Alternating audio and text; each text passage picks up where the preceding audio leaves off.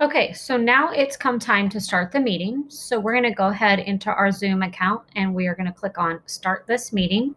Make sure you're picking the right time, the location, and the area where you already set up the breakout rooms. We're going to go ahead and open Zoom.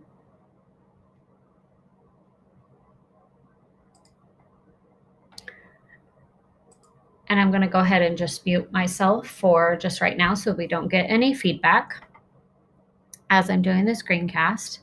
And so at this point, you can make it so that you can see the participants on the right-hand side. And as soon as our participants start to join, that's when you can admit them. So we're going to admit the participants. You'll see that they're joining here on the right-hand side like you would for any other meeting. And then what we're going to do is we are going to click on breakout rooms. And you'll see that I have already pre-assigned Laura to group 1. And so there's Laura. And so she is being our very generous test person for us today. So then what I'm going to do is I'm joining from just an outside device. So you're going to see that I will have to admit myself in here in just a moment. And once I admit myself in, you'll see where that will populate another person here. So we will admit that one here in just a moment.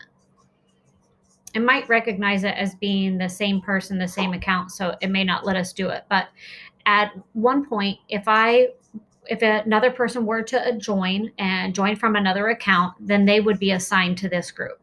So at any point, I can go to assign, and you can see that you can rename it, and I can move Laura to group 2 very easily if I wanted to. And that's to anybody in that list, you could move them to another group. So what I'm going to do is I'm going to add Laura and Tank to another room. And so it's open. So now all participants had been invited to join a breakout room. So Laura and Tank are going to join group 1, and that will be the breakout side group 1. And so once we've done that, if we then have this, and you can see that there's myself, and I can see that the people have joined in those groups. I can broadcast a message to all of them. You have 5 more minutes. Something kind of along those lines. And then that's going to send a message to all of those people that they have 5 more minutes. And then as the, so we're just going to move this over here for just a second.